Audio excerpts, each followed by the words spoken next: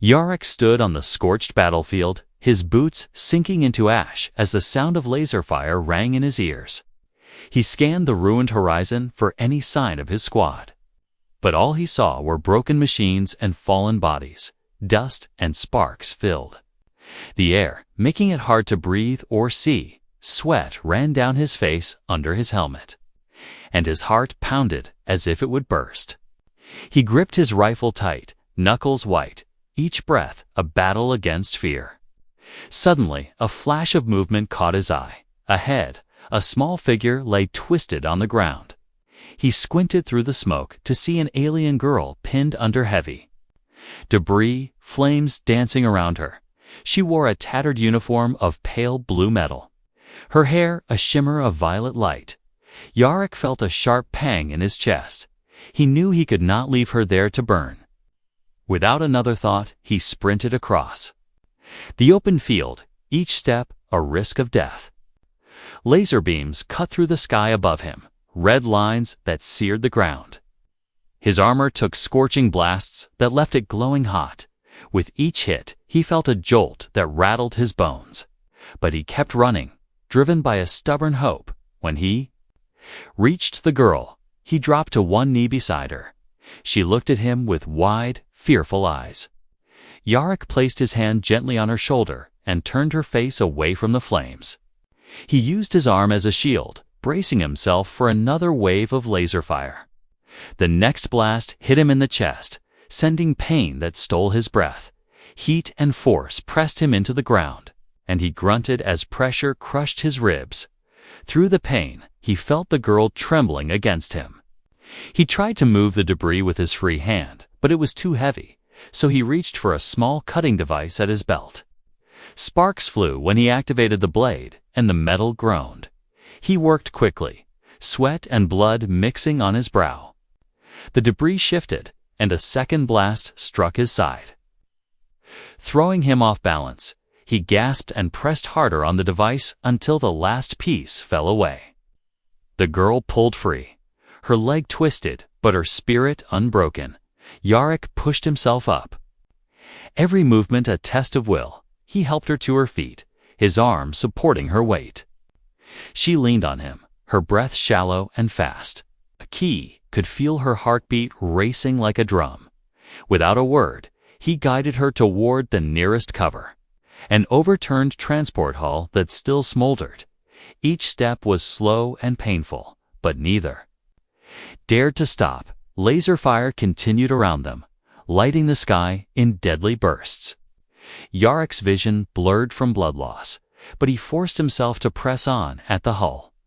He knelt and told the girl to lie down. She obeyed, her eyes locked on his face. He ripped a strip of cloth from his uniform and used it to bind her wound. Hand shaking, he tried to slow her bleeding. She reached out and took his hand, her grip weak but firm. Yarek felt a warmth inside him, a promise that he was not alone. He tore a piece of armor from his back panel and used it to brace her leg. The cold metal did little to comfort her pain, but it held her limbs straight. He pressed another cloth on his own wound without complaint. His face tight with focus, together. They sat in that shell of metal, breaths heavy and hearts racing. They could hear the enemy footsteps drawing closer, the harsh rhythm of boots on metal plates. Yarek looked at the girl and nodded. She answered with a small, brave smile. They rose as one, wounded but alive. Their eyes met in understanding. They would run or fight, but they would not surrender. With the last of his strength, Yarek helped the girl to her feet. They stepped out into the open again, shadows chasing them from every side. Dust swirled around their legs as they ran, each moment a test of courage. The enemy fire stuttered behind them, then faded. They had bought themselves a chance to live, collapsing in the dust, wounded and alone. The enemy closing in. Their only chance was to move now. A low growl of engines rumbled above them, a reminder that time was short. Yarek rose, unshaking, legs offering his hand to the girl again. She stood and wiped dust from her face, resolve shining in her eyes. Together, they scanned the battlefield, searching for any path to safety. In that moment, a stranger's cry echoed behind them. A new threat or a new ally? They could not tell. Smoke still hung in the air as Yarrick limped forward, supporting the alien girl with one arm. Their legs moved together like a broken rhythm. Slow but steady, the burning ruins around them gave no comfort, only danger. Blasts still echoed in the distance, but closer now was silence. The kind that hides traps. Yarrick's breath came in gasps, pain stabbing deep in his side. Every movement sent fire through his ribs, but he kept going. He didn't even know the girl's name. But something about her made him keep moving. Maybe her quiet strength. Or maybe the way she hadn't screamed when he dragged her from death. She pointed toward a shattered dome up ahead, her voice barely above a whisper. "There," she said, "inside." Safer, they slipped into the structure through a crack in the side. Leaving the battlefield behind, inside was darker, quieter, the only light coming from flickering walls that pulsed with a dull blue glow. Alien tech was everywhere, curved panels, symbols that looked like a mix of language and code. The air was thick with a strange scent, like burned metal and flowers.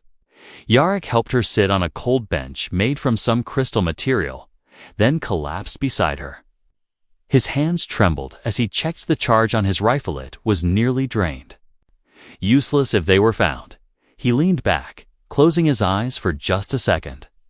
Trying to breathe through the pain, something shifted in the shadows. Yarrick's instincts flared. He raised his weapon. Ignoring the pain in his chest, the girl grabbed his arm gently, not an enemy. "Guardian," she said softly.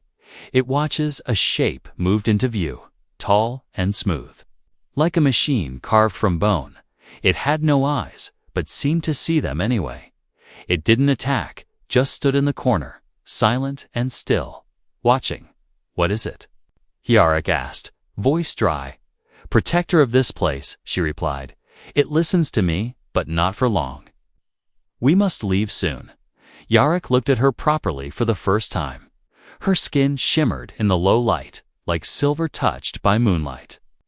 Her eyes were large and filled with a strange sadness. Her uniform bore a mark, one he vaguely remembered from mission briefings. She wasn't just any alien.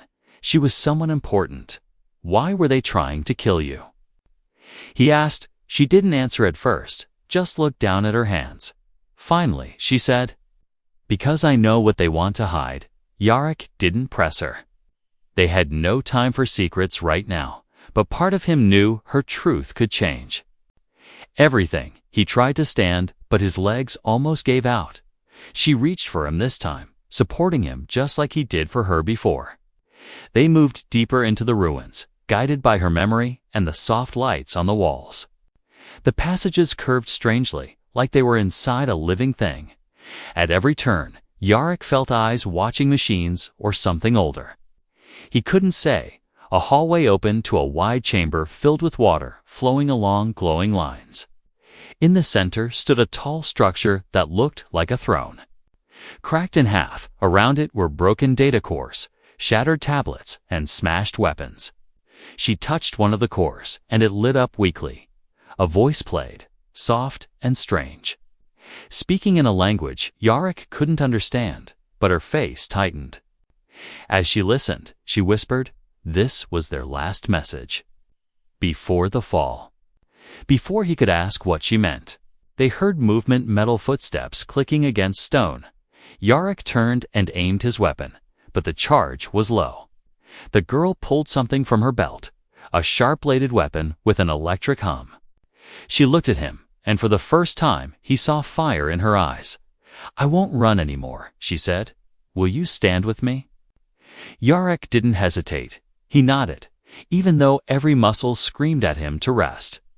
They stepped side by side into the shadows where enemies waited, neither knowing what came next, only that they would face it together.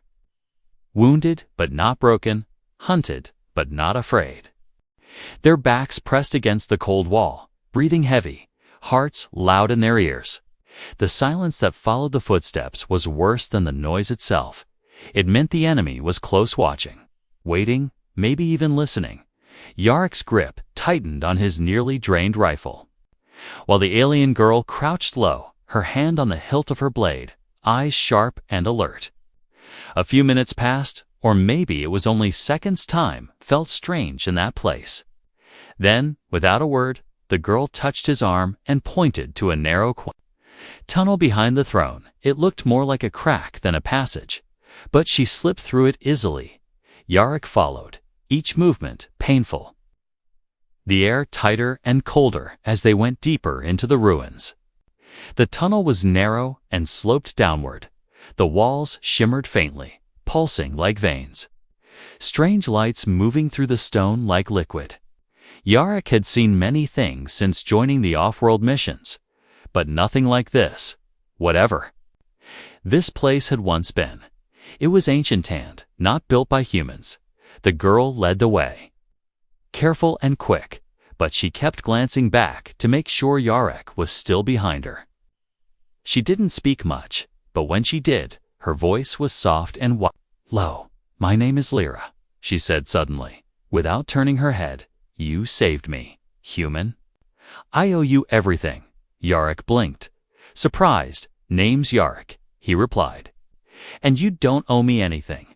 She didn't argue, but the way she moved closer to him said otherwise. Deeper they went, until the tunnel opened into a small chamber. One side was filled with strange metal crates and glowing panels. Maybe some kind of storage room. Lyra rushed to one of the crates and pulled out a small device shaped like a cube. She turned it in her hands, then pressed it to her injured leg. The cube hissed softly, releasing a warm glow. "Healing tech," Yarek guessed. "Take one," she said, tossing him a second cube. Yarek hesitated, then pressed it to his ribs. The heat spread fast, numbing the pain but also giving him a sudden jolt of energy. Not full recovery, but better than nothing. They rested there for a moment. The only sound was the soft hum of the ruins.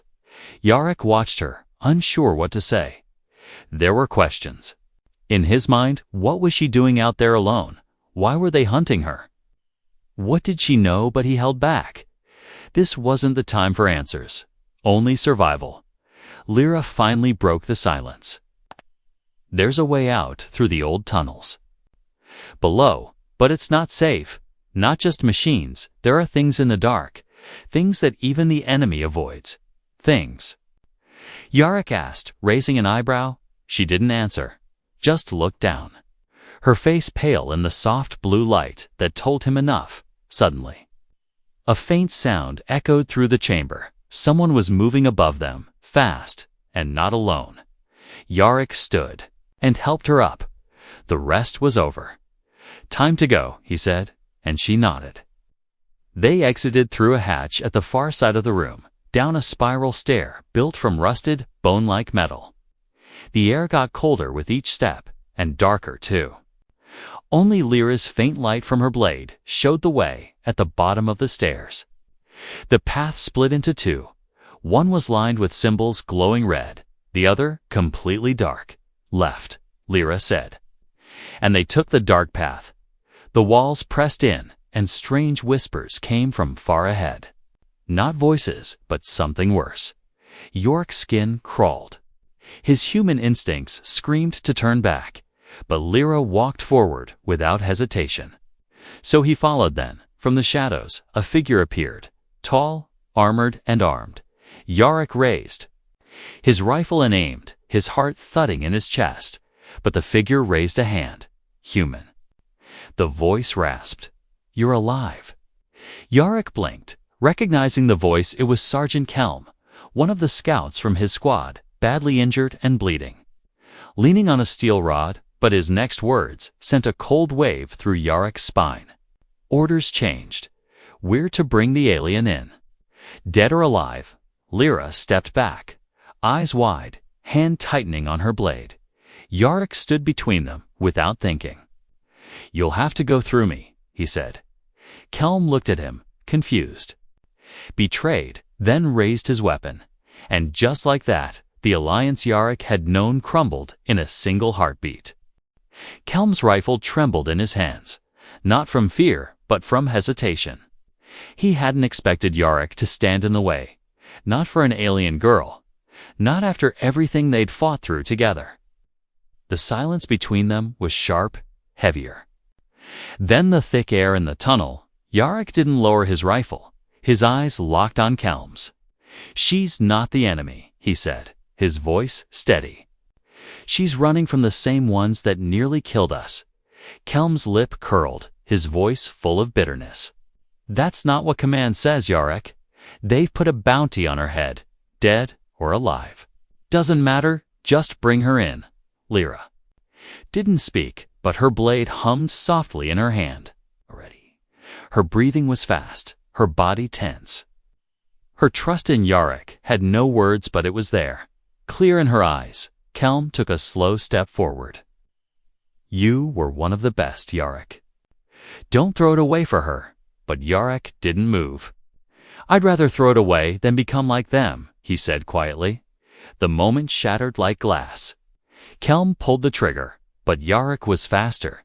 His weakened rifle fired once enough. To knock Kelm's aim off, the blast scorched the tunnel wall.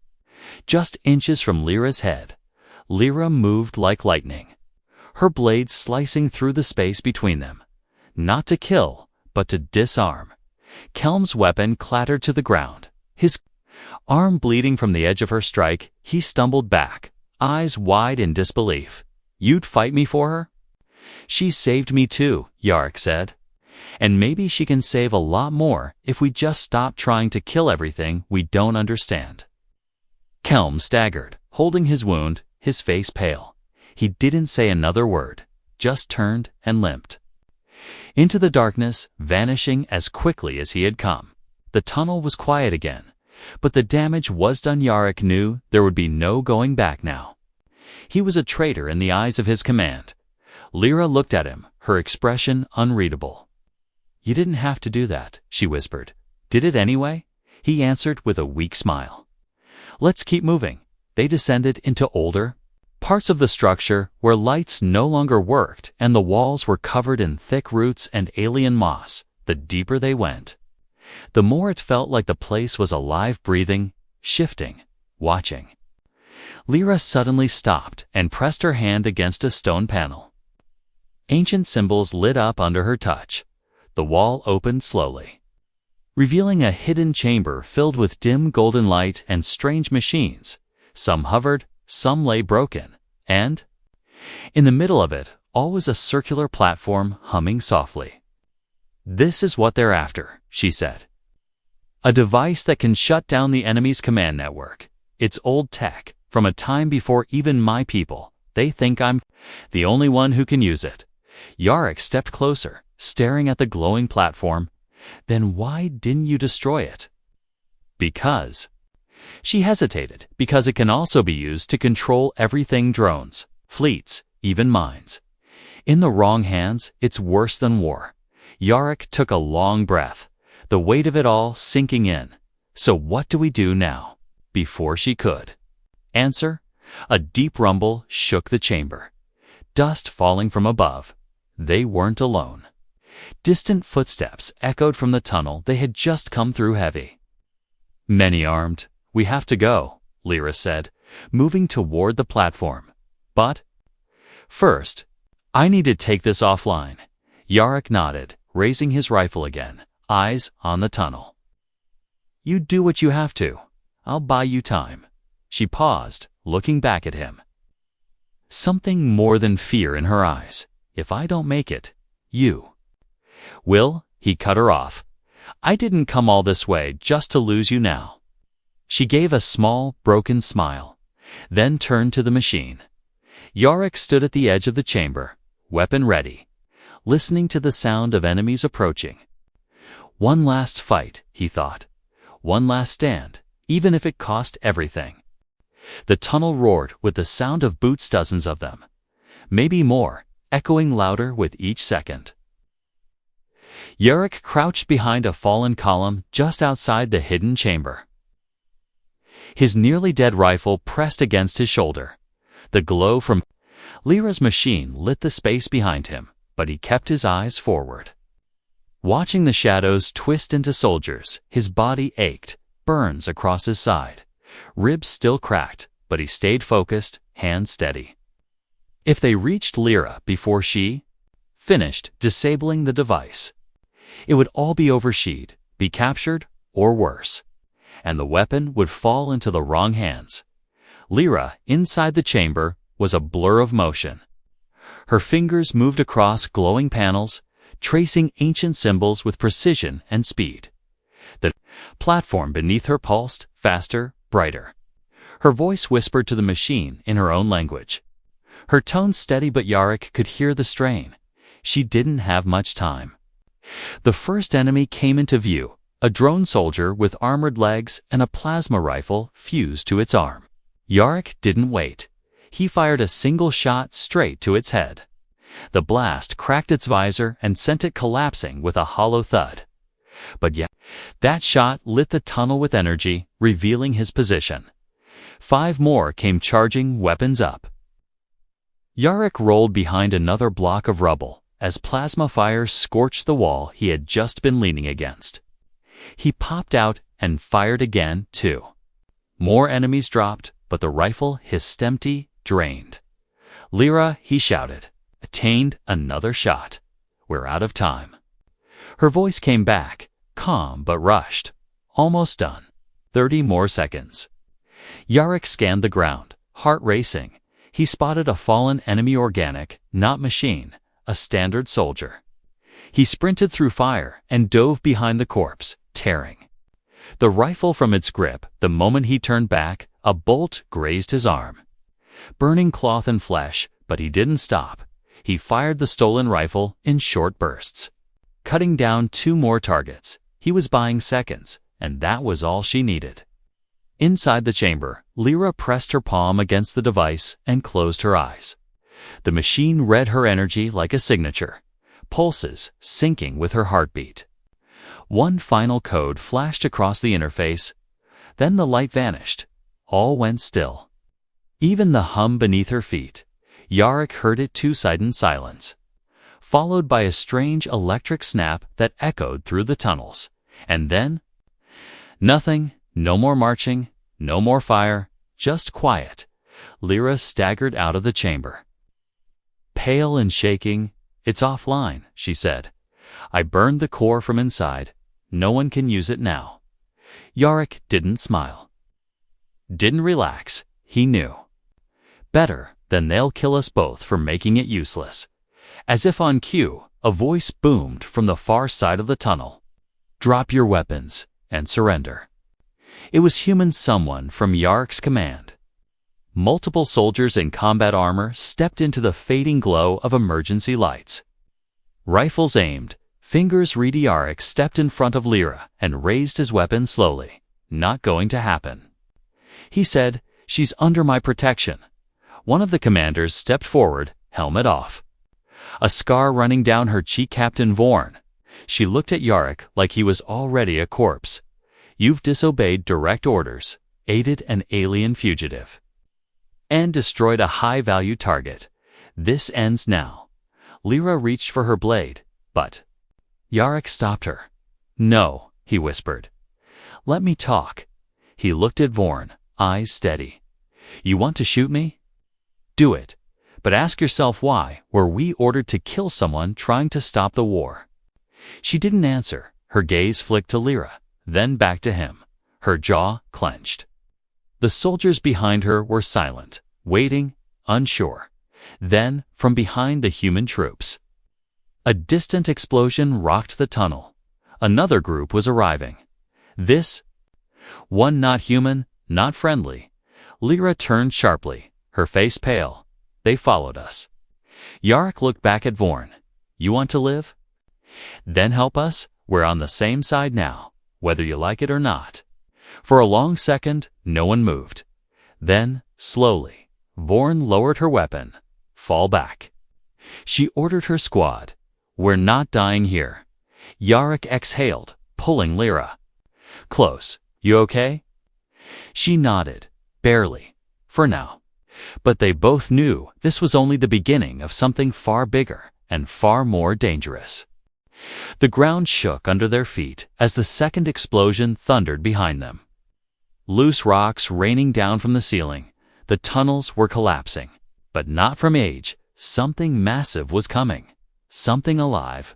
Yarrick grabbed Lyra's hand, pulling her into a sprint even though every muscle in his body screamed in pain. Captain Vorn and her soldiers moved fast. No longer enemies, just survivors now. This way. She shouted, leading them through an auxiliary shaft that hadn't been used in decades. Metal creaked and dust choked the air, but it held for now. Behind them, a monstrous roar echoed through the tunnels, deep and unnatural. Lyra's eyes widened in recognition. They unleashed the war beast, she said, her voice full of dread. That thing was locked away to protect both sides. They brought it here. Yarrick didn't ask questions. He tightened his grip on her hand and kept running. The air was colder now, vibrating with the approach of the creature. And with every step, Yarrick knew they had limited time. They weren't running to escape, they were running to position themselves for a last stand. They emerged into a lower chamber, half collapsed but wide and open, an old transport dock. Ruined ships still hung in mid-repair, torn apart by time. Yarrick spotted one skiff with partial power, flickering lights on its console. "That's our ride," he said. "Can it fly?"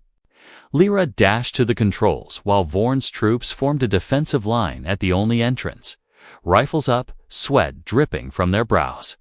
She plugged a crystal-like key into the ship and began working fast. Engines cold, weapons dead. She called out, "But I can start atmospheric lift. We might get 30 seconds in the air. We're lucky." 30 seconds is all we need," Yarrick replied. Standing beside Vorn, she gave him a sideways look. "You sure about this?" "No," he said, "but I'm doing it anyway." The tunnel behind them split open with a deafening crack. And out of the smoke came the beast, a towering thing of armor plates and living tissue.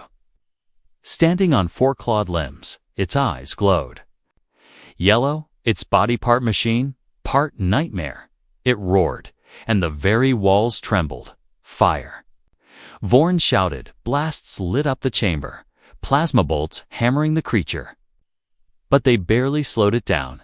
It charged forward, crushing a support beam like paper. 2 soldiers were thrown across the room. One not getting back up, Yarrick sprinted into its path.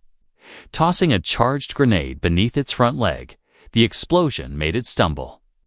Giving the others a few more seconds, he ducked back just in time as a razor-sharp tail swept through the air. Where his head had been, Lyra shouted from the ship, "Yarrick, get in, I've got lift." He looked at the others, still firing, still fighting. "Vorn, pull your team back now." The captain nodded, calling out, "Fall back. All units on the ship." One by one, they ran, ducking fire and flying debris. Yarrick was the last. Backing up slowly as the beast roared again, he tossed his last charge into its mouth just as it lunged, then turned and dove into the ship as the blast lit up its face. The skiff rose shakily, creaking and sputtering. Fire licking at its rear from the engine core. Lyra's hands danced across the controls. Muttering prayers in her native tongue, Yarrick grabbed the stabilizer. Helping keep the lift steady as the dock below crumbled, the war beast leaped. Claws out, but the ship tilted just in time, metal shrieking as it scraped past the hull and crashed below. The skiff jolted but stayed in the air, rising out of the crumbling tunnel into daylight for the first time in hours. Smoke trailed behind them. Alarms blaring inside, but the air was fresh. Open sky above, a sunrise was breaking on the horizon. Casting gold across the jagged land, they had survived barely. Lyra slumped in her chair. Breathing hard, "It's over," she whispered. Yarrick sat down beside her, his hand brushing hers. "Not yet," he said, looking toward the horizon. But we've got a fighting chance now. Behind them, the ruins burned, and far off, the distant ships began to rise from both sides, neither knowing what had just changed, but soon, they would. The skiff limped through the sky, its engines coughing every few seconds like a dying breath. Metal panels flapped loosely. Warning lights blinked red across the console, and every bump made the frame creak. But for the first time in hours, there was peace. No weapons firing, no ground shaking. Only wind whistling past shattered windows, and the soft hum of survival. Lyra rested against the wall, her eyes half closed, face pale but calm. Yarrick sat across from her, knees bent, still gripping a med pack to the burn on his side. Captain Vorn stood near the rear. Her soldiers silent. Some had wounds, some had lost their gear, but they were alive, all because one human had made a choice to protect a girl he didn't know. Yarrick finally broke the silence. So what now? Lyra opened her eyes slowly. We find the ones who still believe in peace.